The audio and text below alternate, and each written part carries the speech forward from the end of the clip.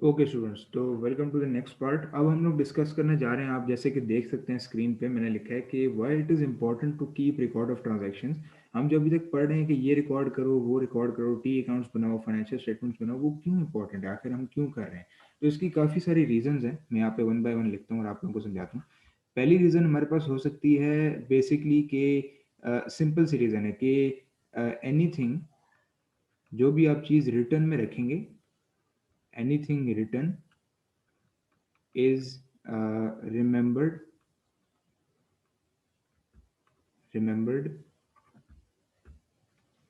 मोर usefully. ठीक है, मतलब कि या तो आप उसको ज़बानी याद कर लें, वो ज़्यादा नुकसान है, आपको याद नहीं रहेगी। जो भी चीज़ आप लिख दें, रिटर्न हो जाए, कहीं रिकॉर्ड कर लें, तो इट्स सेल्फ उसका फ़ायदा ये है कि वो आपको बाद में काफ़ी फ़ायदे देगी। ठीक है, हर चीज़ आपको पता होगा कि प्रेफर यही की जाती है कि लिख ली जाए कहीं। ठीक है, लोग ये प्रेफर करते हैं। अब मेन रीजंस पे आते हैं। ये तो मैंने आपको एक जनरल रीज़न बता दिया। एक रीज़न हो सकता है कि to keep proof, to keep a proof from people you have sold, or purchased goods. मतलब आपने जिनसे भी चीज़ें परचेज की हैं, सेल की हैं, उनसे एक प्रूफ आपने रखा हुआ है कि हाँ मैंने आपसे परचेज किया था, ताकि कल को वो ये ना कहें कि हमारे पास तो आपने कोई चीज़ परचेज नहीं की, या फिर हमने तो आपको कोई चीज़ सेल नहीं की। ठीक है, तो प्रूफ रखने के लिए बहुत इंपॉर्टेंट होता है। ठीक है, एक और इसकी बहुत इंपॉर्टेंट जो पॉइंट है यहाँ पे, वो है कि टू मेजर परफॉर्मेंस। अब ये लोग आप लोग आगे पढ़े होंगे इसके बारे में कि परफॉर्मेंस कैसे मेजर होती है, बट यहाँ मैं लिख देता हूँ नंबर 3, टू मेजर परफॉर्मेंस। इसकी भी मैं आपको को एक प्रैक्टिकल एग्जांपल देता हूँ। To measure performance. अब देखें, होता ये है कि कुछ कंपनीज में मैनेजर्स जो होते हैं ना, इनसे रिलेटिंग जो मैनेजर्स होते हैं और जो भी एम्प्लॉयज़ होते हैं, प्रोडक्शन फैसिलिटी पे जो भी एम्प्लॉयज़ होते हैं, काम कर रहे होते हैं फैक्ट्रीज में, ठीक है, जो भी वर्कर्स होते हैं, उनकी परफॉर्मेंस असेस की जा रही होती है कि फॉर एग्जांपल आपने 2010 में 50,000 की कॉस्ट लगाई थी, लेकिन अब 2015 में 5 साल बाद आप इतने ट्रेन हो गए हैं कि आपको 30,000 की या फिर इस तरह की कॉस्ट लगानी चाहिए। ये अमाउंट्स कैसे आई? ये रिकॉर्ड हुई होंगी, राइट? तो ये इसीलिए इम्पोर्टेंट है रिकॉर्ड करना, कि अमाउंट्स को आप तब भी कंपेयर कर सकेंगे जब वो रिकॉर्ड होंगे। अगर वो रिकॉर्ड नहीं होंगे, आपको याद नहीं रहेगा कितनी अमाउंट थी, आपको याद ही नहीं आ रहा होगा।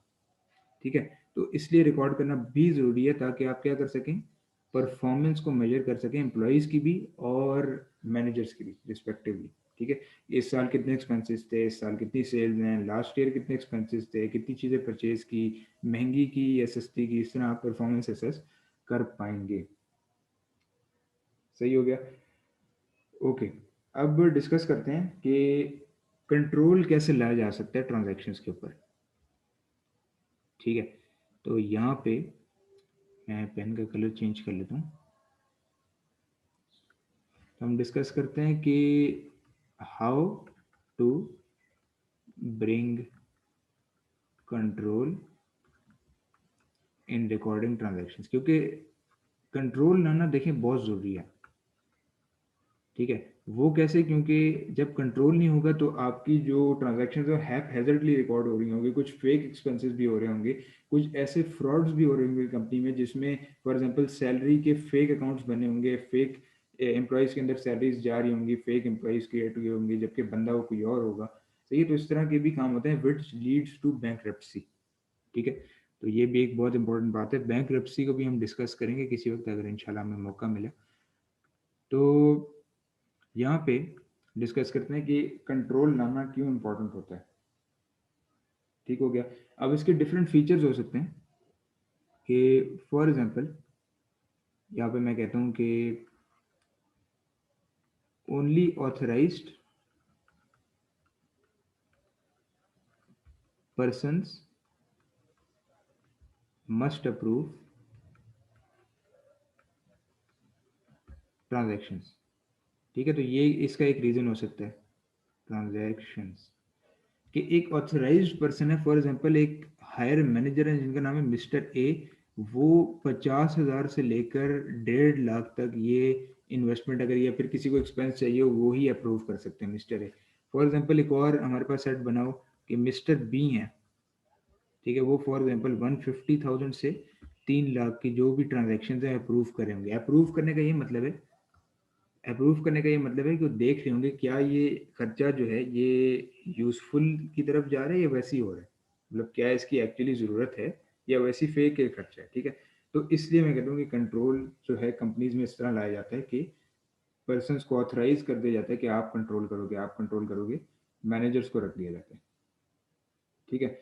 अब अगर ये करेक्ट मैनर में हुआ तो क्या होगा कि आपकी कंट्रोल बहुत बेहतर हो जाएगा, सही है। फॉर एग्जांपल कोई आपको पैसे रिसीव होते हैं कैश सेल के, ठीक है, कैश सेल से मैं यहाँ पे लिखता हूँ, कैश सेल से आपको कुछ पैसे रिसीव होते हैं, ठीक है। आपका क्या काम है, आपने उसको एकदम रिकॉर्ड कर देना है। अब तो बिजनेस में बहुत आसान तरीके आ गए, जैसे आप सुपरमार्केट में जाते हैं तो जैसे ही वो बारकोड स्कैन करता है तो वो कंपनी की इन्वेंट्री जो है ना, इन्वेंट्री, उसमें से वो चीज़ माइनस हो जाती है, इन्वेंट्री में से वो चीज़ माइनस हो जाती है, ठीक है, उसमें से निकल जाती है और उसी वक्त कैश रिकॉर्ड हो जाती है, ठीक है। तो अकाउंटिंग सिस्टम्स जो है ना, बेसिकली कंपनी के जो अकाउंटिंग सिस्टम्स होते हैं जिसके अंदर सारा कुछ रिकॉर्ड हो रहा था, आपने देखा होगा किसी ग्रोसरी स्टोर पे आप लोग गए होंगे तो वहाँ पे देखा होगा अकाउंटिंग सिस्टम्स रन कर रहे होते हैं, राइट, मैनेजर्स देख रहे होते हैं जो भी वो बारकोड पे स्कैन कर रहा होता है उसमें POS उसको कहते हैं basically, point of sale, point of sale वो चीज़ें चल रही होती हैं, ठीक है। तो अकाउंटिंग सिस्टम साइमल्टेनियसली सब चीज़ें रिकॉर्ड कर रहे होते हैं, ठीक है। साइमल्टेनियसली मतलब कि एकदम से सारी चीज़ें रिकॉर्ड कर रहे होते हैं एट द सेम टाइम। तो बिजनेस जो है उनको रिलेटिव इंटरनल चेक्स रखने बहुत ज़रूरी होंगे इस काम के लिए।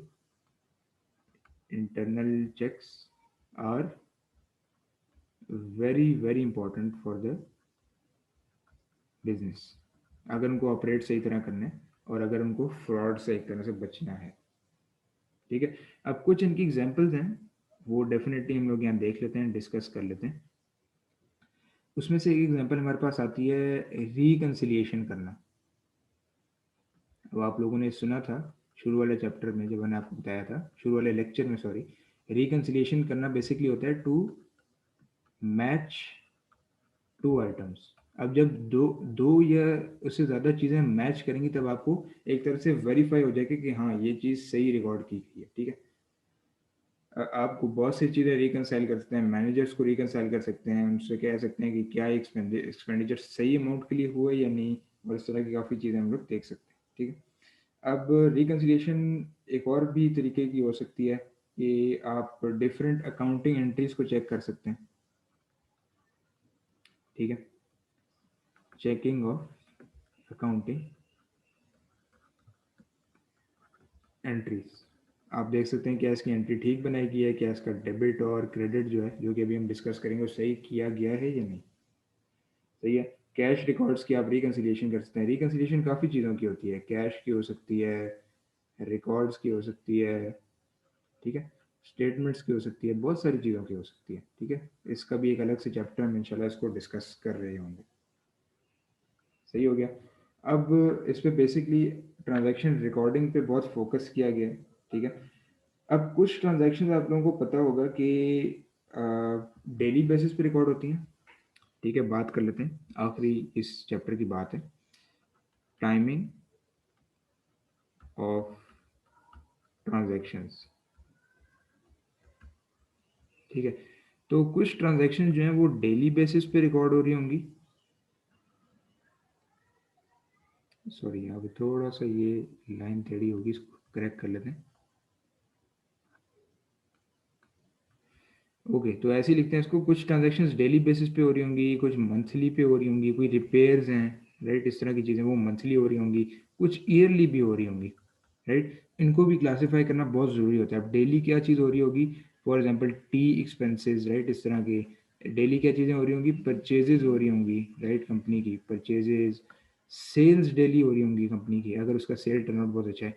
मंथली कौन से हो रहे होंगे, कोई रिपेयर्स जैसे मैंने आपको बताया, ये क्या हो गया, रिपेयर्स, ठीक है, यहाँ पे मैं नीचे लिख लेता हूँ, रिपेयर्स, कोई रिन्यूअल्स हो गए, इस तरह की सारी चीज़ें हमारी मंथली के अंदर आ रही होंगी। ठीक हो गया।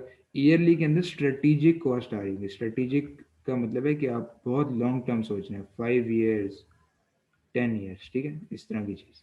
तो ये थी हमारी टाइमिंग ऑफ ट्रांजैक्शन। इनको भी क्लासीफाई करना बहुत इंपॉर्टेंट होता है, इंशाल्लाह इनको भी हम देख रहे होंगे। तो अब आप लोग इस चैप्टर को पूरा रिवाइज करें। शॉर्ट सा चैप्टर है, चैप्टर 1, और इसके किट को क्वेश्चंस जो हैं अगर वो उनकी तरफ हम इंशाल्लाह मूव करेंगे, and then will move to the chapter number 2। सही है। अब एक चीज़ मैं आप लोगों को बताता चलूँ कि इसमें जो स्टडी टेक्स्ट है, मैं आप लोगों को शुरू में बताना भूल गया, यहाँ लिख देता हूँ मैं।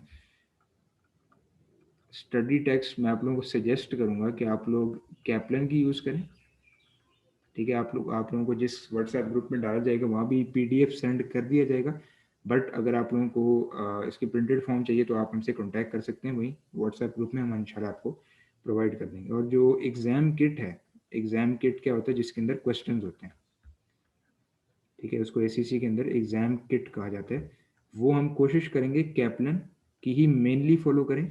लेकिन अगर कोई हमें एडिशनल क्वेश्चंस करने हुए तो हम क्या करेंगे, बीपीपी की भी फॉलो करेंगे। ठीक है, ये भी एक पब्लिशर है। तो बेसिकली दो पब्लिशर हैं, कैप्लन है, एक बीपीपी। तो ये हम इन दोनों की टेक्स्ट और किट फॉलो कर रहे होंगे। ठीक है, तो अब चलते हैं अगले क्वेश्चंस की तरफ एंड सिमिलरली अगले चैप्टर की तरफ। ठीक है, थैंक यू।